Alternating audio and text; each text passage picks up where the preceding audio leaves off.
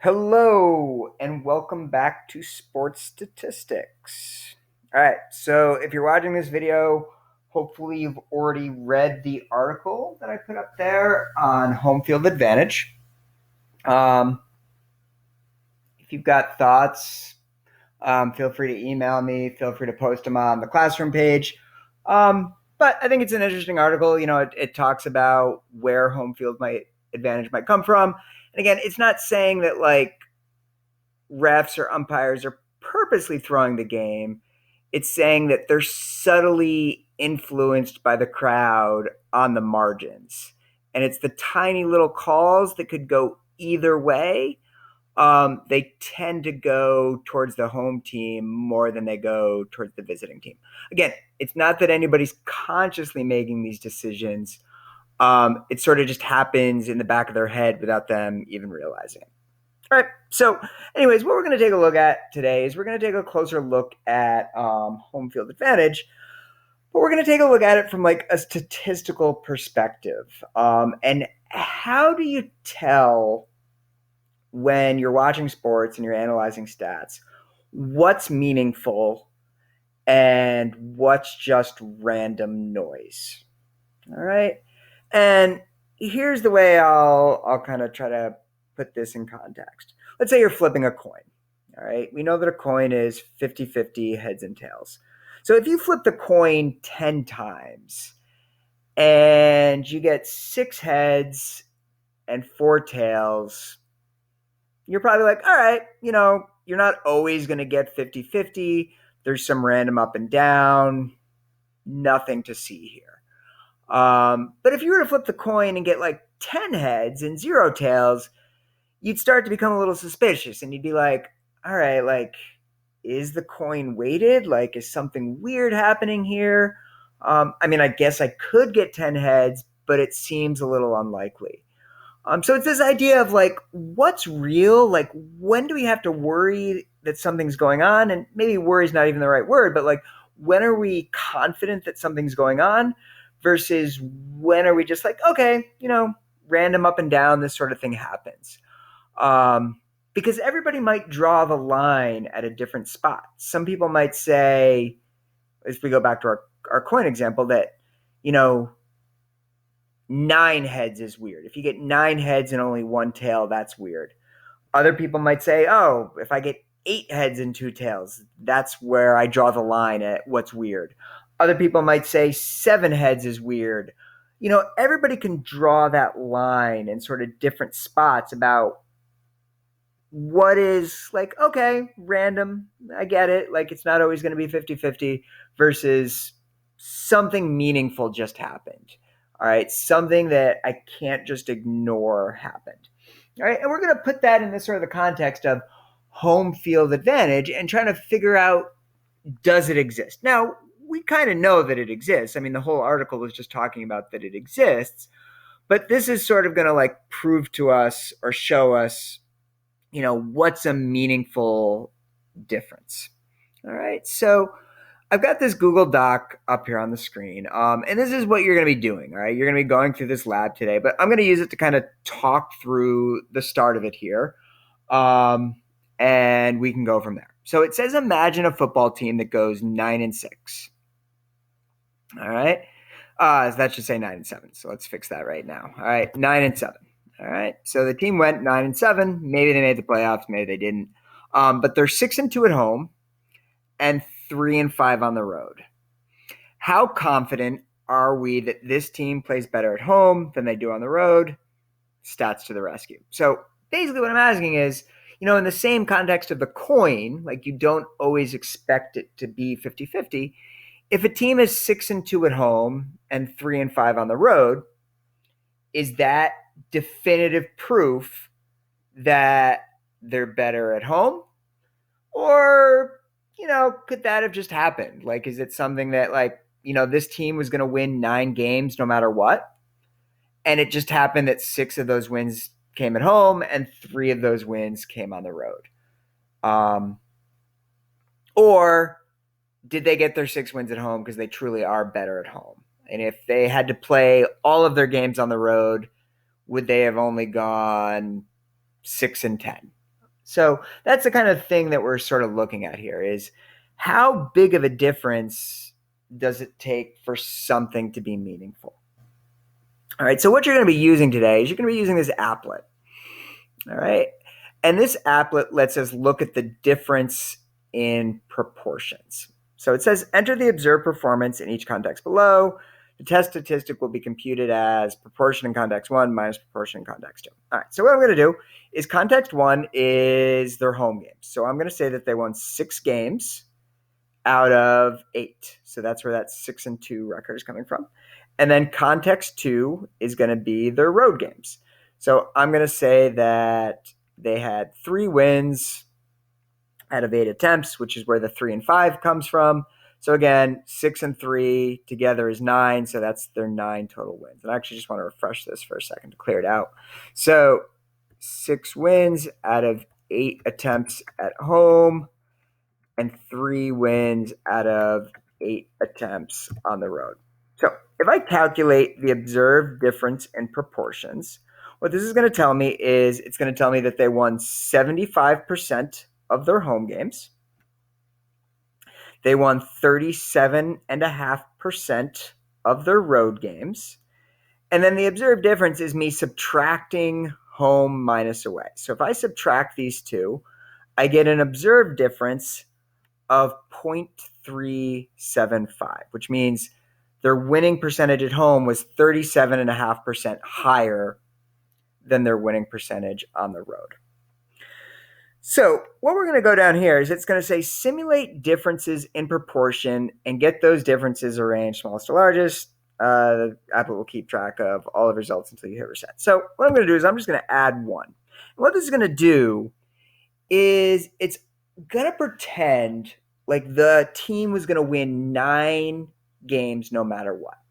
So imagine a deck of 16 cards. All right. And on 9 of those cards, there's a W for win. And on 7 of those cards, there's an L for loss. So what this applet is going to do is it's going to take that deck of cards, it's going to shuffle them up. And then it's going to deal 8 cards into the win pile. And it's going to deal 8 cards into the loss pile. Sorry, it's going to deal 8 cards into the home pile. And it's going to deal 8 cards into the away pile. And what we're going to do is we're going to see how often do 6 wins end up in the home pile and 3 wins end up in the loss pile, right? Because this is pure randomness. We're saying that this team is going to win 9 games no matter what because there's 9 W's in the deck. It has no choice but to win 9 games. And it's going to lose 7 games no matter what. Because again, there's 7 L's in this imaginary deck of cards. So by me shuffling it up, I'm basically saying home field advantage doesn't matter. All right? Because I'm just randomly distributing these wins and losses. And what I want to know is how often can 6 wins end up in the home pile just by chance? Right? Because if by chance 6 wins can end up in the home pile pretty frequently, then being 6-2 at home doesn't necessarily mean that you played better at home. It might just be that you randomly ended up with 6 wins at home. And if you played the same exact season next year, maybe you would have randomly ended up with 6 wins on the road. So what I'm going to do is I'm going to simulate one difference in proportion. And if we go back to the lab really quickly, it says what proportion of their home games did our imaginary team win? All right, the applet will give you that. What percentage of the road games did our imaginary team win? The applet gives you that. What is the difference between the 2 percentages? The applet gives you that. All right, that's all of this stuff right here. And then it says use the applet to shuffle wins and losses. Do it 10 times and record your results below. So everybody's going to get different results when they do this because the computer is just literally shuffling up those wins and losses. So I'm going to simulate one at a time, and I'm going to say add more trials. All right, so this first trial got a difference of negative 3.75. So what that actually means is that actually ended up the total reverse. That ended up randomly having 6 wins in the road pile and 3 wins in the home pile. So that was exactly the reverse of what we had, and it happened randomly. So we just randomly saw the team gets 6 wins on the road and 3 wins at home. Now, if we saw that in real life, we would have been like, oh, that team's a road monster. But we just saw it happen randomly. All right, so let me do it again. I just got an observed difference of 0.625. All right, that's even bigger than what we got the first time. So that's showing a team that did even better than 6 wins at home. All right. Then we got a negative 1.25 because, again, it's putting them in order for you automatically. So that's a team that was closer to 50-50. All right. There's another negative 1.25. So, again, another team that was closer to 50-50. A positive 1.25. A positive 2.5. And what you're noticing is I'm getting a bunch in the middle, which is what you would expect. If I'm randomly dividing up 9 wins, you would expect each pile to get 4 or 5 wins. And when you're seeing this difference of 1.25, that's what's happening. One pile is getting 5 wins, one pile is getting 4 wins. When it's negative, that means the road pile is getting 5 wins. When it's positive, that means the home pile is getting 5 wins. All right. There's another positive 1.25. There's another positive 1.25. There's another positive 1.25. Let's see. What did that one be? That was a negative 1.25. So what you're seeing is that most of the time when you do this, you're going to see that the difference is pretty small, because when you're doing it randomly, you wouldn't expect it to be that far, but you can get larger results. All right. Here's an example of me getting something even crazier than 6 and 2 and 3 and 5. And here's me getting a 6 and 2 and 3 and 5, but this was for the away team. So again, on your lab, you're going to get different answers. You're going to fill them in here for whatever 10 results you got. And then it said, did the result we saw in real life or something more extreme ever happen by random chance? All right, so if we look at mine, all right, this was as extreme as what happened in real life. It was in the other direction, but it was as extreme. And this was more extreme. All right, so anything that's bigger than the 0.375 would be more extreme. All right, so now it says everyone is going to get different answers here, but here's the day's big idea. We compare what happened in real life to what happens randomly. If what happened in real life also happened randomly, we can't be sure it's meaningful. If it doesn't happen, or it happens very infrequently, we're more likely to believe what we're seeing is real. All right, so let's talk about what I mean by if it happens infrequently. So what I can do here is, instead of doing this one at a time, I can say, let's do 10,000 of them. All right. And if I click this now, all right, it just gives me 10,000 results. All right. So lots and lots of results here. Now, I'm not going to go and individually count all of these, but what I can do, get these out of the way, is I can use this program to count them. And I can say, all right, count. And instead of count, let's just do percent. Count the percent of dots greater than the 0.375 that was the real world difference. So I'm going to go in here and I'm going to say 0.375, and I'm going to count it. Right? And that's going to tell me that 15% of the dots were greater than or equal to 0.375, which is saying that 15% of the time, by random chance, the home pile ended up with 6 wins or more. All right, so if it can happen 15% of the time randomly, it kind of tells you that it might not be that meaningful. All right, it might not be that important. It might not mean that this team is great at home, because if they were going to win 9 games no matter what, there was a 15% chance that 6 of those wins or more were going to come at home randomly. All right. Not because they were better at home, but just because if a team was going to win 9 games, there's a 15% chance that 6 of those wins were going to come at home and 3 of those wins were going to come at the road. All right. And we could even do it in the other direction and say, what are the chances of having 6 or more wins on the road?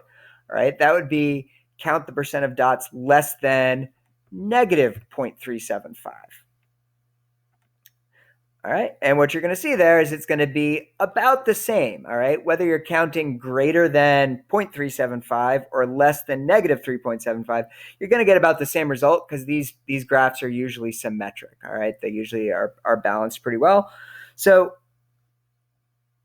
it gives us this idea that intuition, we say, oh, 6 and 2 at home, 3 and 5 on the road. This team was way better at home. But as humans, we're really bad at understanding random chance. All right. We don't have a good instinct for it because I never would have thought that, like, oh, there was a 15% chance that you would just randomly end up with 6 wins at home or they randomly end up with 6 wins on the road. But that's how it plays out. All right. So that's what you're going to do on this lab. You're going to kind of go through what I just did there. You'll answer these questions. I basically gave you the answers to the first 3. You're going to do this, record your differences, tell me whether or not you got anything that extreme. And then what you're going to do is you're going to go and find an actual team and do this for an actual team. All right. So we're going to start with, I'm going to do a team just to kind of show you how it works. And then you have to pick a different team. You can't use the team that I did. All right. So I'm going to go to ESPN.com. I'm going to go to the standings page for baseball. All right. There's a year here. So I'm going to pick 2019. And let's pick a team that no one's probably going to want to do. I'll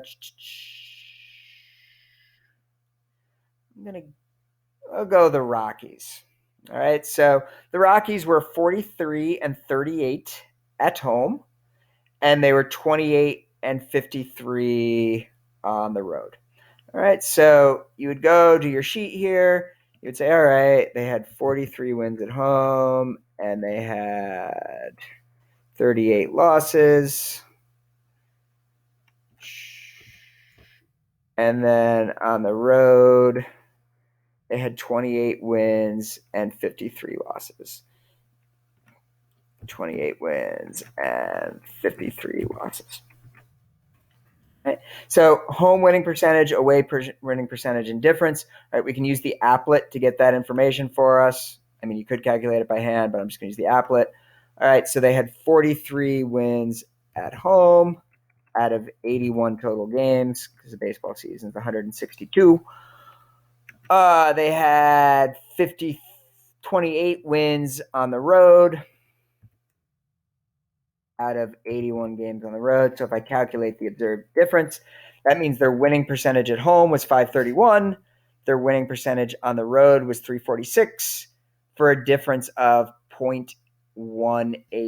All right. So it looks like they were better at home. They won quite a few more games at home, but we're going to see if that's meaningful. So what we're going to do is we're going to go in here and we're going to simulate 1,000 shuffles. So now instead of our deck having 16 cards, it has 162 cards. All right, 71 of them have W's on them. And the other, what was their total record? The other 91 have L's on them. All right, so we're shuffling them up. We're dealing 81 into the home column. We're dealing 81 into the loss column. And we're just seeing how often could you get a breakdown, like what happened in real life. So we're going to add those trials. All right, this shows us all of the breakdowns. And then if our observed difference was 0.185, we're going to go down here and we're going to say count the percent of dots greater than or equal to 0.185, which was the observed difference. And we're going to see that only 1.2% of the dots are greater than or equal to that value. Right, so that's a pretty small percentage, especially when compared to our football. You know, football was 15%. Here we're getting only 1.2%. So in the lab where it says, what was your experimental p-value? All right, this is your p-value, this 1.2%.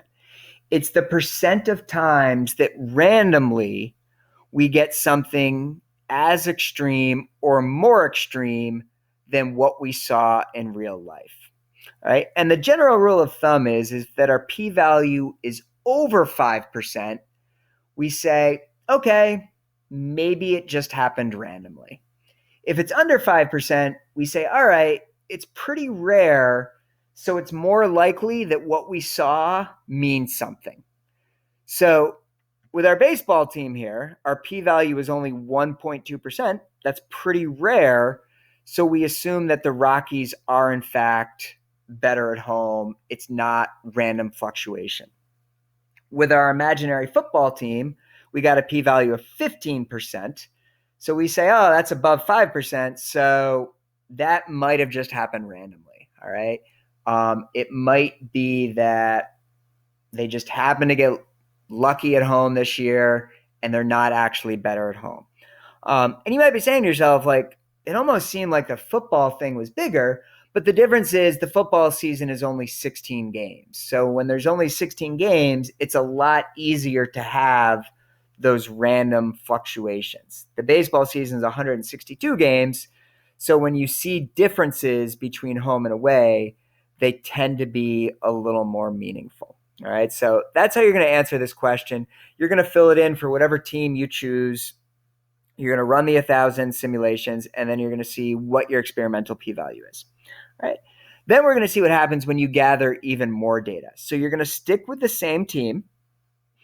You're going to fill in 2018, 17, 16, and 15, and then you're going to total that all together. So in total, in this bottom row, it'll be their wins from 19 through 15 all added together, their losses all added together, so on and so forth. And then with this total row, you're going to go back to the applet, put the information in the applet just like we did, and calculate the p-value and tell me what the p-value is, and then tell me, did the team play significantly better at home? And again, significantly suggests that the p-value was under 5%. All right. And then what do you notice about the p-value when we increase the size of our data set? Did it get bigger? Did it get smaller? What happened to our p-value there? So let me be a little more specific. What do you notice about the p-value when we increase the size of our data set? All right. So that's going to be the lab for today.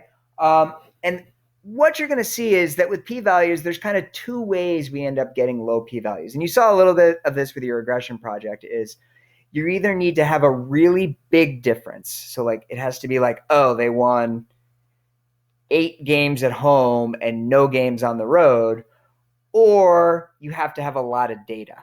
All right. So the difference either has to be really big when you don't have a lot of data, or if the difference is smaller, you're going to need to have a lot more data. So hopefully you're going to see that when you combine the data here, your p-value is going to get even smaller, which kind of makes sense.